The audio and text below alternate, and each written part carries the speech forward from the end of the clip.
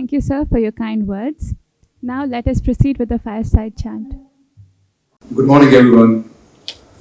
And I can see some women, happy Women's Day, because you light up the room, you light up the society with all your service to the families and the society. Thank you so much, Sadguru, that your presence indeed has uplifted the spirit of this academic uh, ecosystem.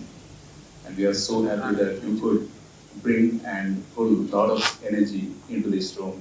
So when the student is ready, master appears.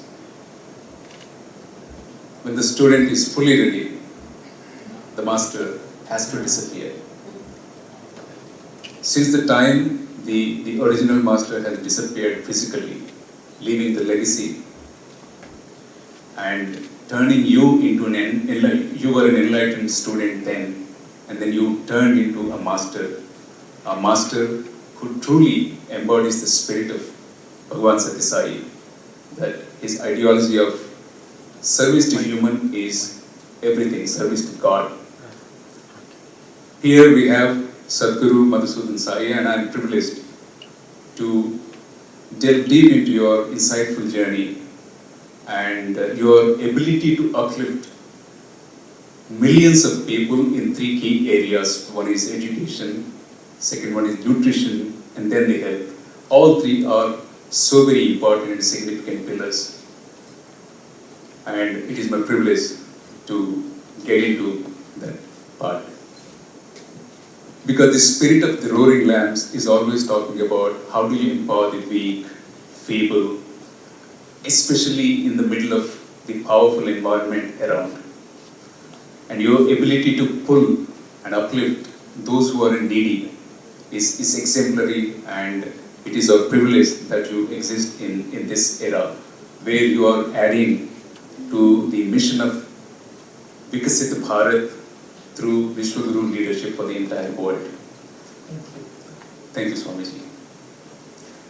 So to start with, I meet with entrepreneurs, leaders, and even youth.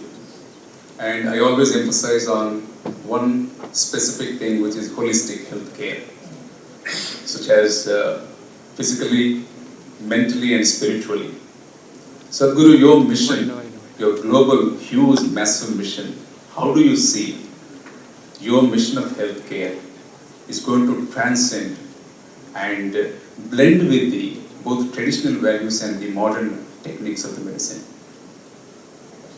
First of all, namaste to everyone, and thank you for having me here. And special thanks to the director with Pilani Dubai, Banerjee ji, and of course the Vice Chancellor who was kind enough to come and share his insights. To the organizers as well, and all the eminent people, thank you to you, Sridhar. I think I'll just start with a small story, because we truly believe it is, just as the Prime Minister says, Yahi samay hai, sahi samay hai. This is the right time for the right things. And I think in the field of healthcare too, it is the right time for so many right things to happen. The advancement in technology, the advancement in understanding human biology, understanding the environmental factors, and now psychosomatic, social, and even emotional and spiritual aspects of healthcare is being accepted. It wasn't so some time back. So I think now there is a bigger role for people like us to play, where we don't really just do the curative work, but we also understand the entire psychology that goes behind managing the healthcare problems and creating better health for the humanity.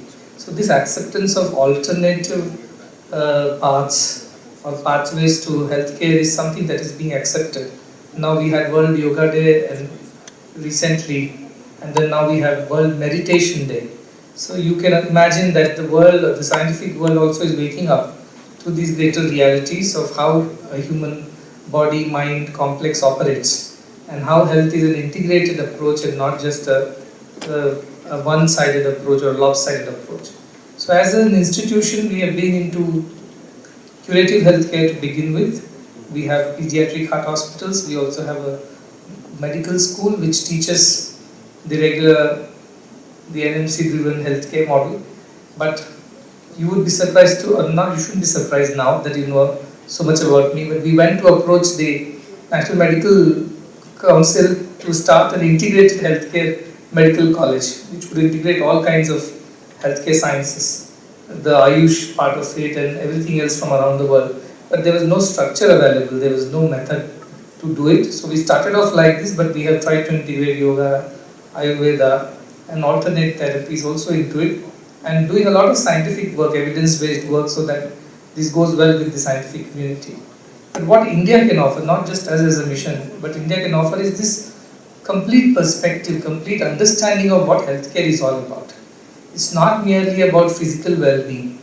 Now we all know 1 in 7 people in the world is suffering through some mental disorder or some mental anxiety or some such thing. That's becoming almost a pandemic kind of proportions, and that is something that is needed to be addressed. India has a lot of access to it, while the Western psychology does some part of it, but this Indian understanding of mind, what you call manas, which is made of ahankara, chitta, buddhi and manas, all the 4 components of the mind, and how they interact with each other to create better mental well-being for all. This is something only Indian philosophy can offer. So that is something that we teach. We teach a lot of knowledge from our Upanishads and Vedas, and you would be also happy to know that all our medical professionals go through a course in Bhagavad Gita, Upanishads and things like that, which helps them also to remain very resilient that you talked about. You see, it's a high burnout in the healthcare profession, a lot of pressure and anxiety. So they themselves have to be healthy first before they can be useful to others to become healthy. So I think this integrating several approaches, both physical, mental, but more than that, spiritual inputs into healthcare is extremely important. In our old times, all the healthcare people who were Vaidyas, they were actually enlightened beings, as you mentioned the word enlightened. They could see things beyond the obvious, and that's why they were able to do much better work than what others did. Plus the amount of empathy, the humanity in healthcare, the compassion in healthcare was something that's kind of gone missing. It's got a lot of mechanization or a lot of automation or a machine-like healthcare delivery has started happening thanks to technology, but then the human side of it is slowly getting erased, and that is something that we want to bring back in healthcare. So preparing the next generation healthcare professionals with empathy at the core of their profession, with compassion as their skill set, along with all the competence that they earn from the colleges, is something that we are trying to contribute. So more than curative, it's the capacity building in the healthcare in an integrated way that is going to be a game changer. And we have already started that experiment and we are doing quite well. I think over a period of time, that model of healthcare will become world's model of healthcare for both delivery as well as training and teaching. That's my hope.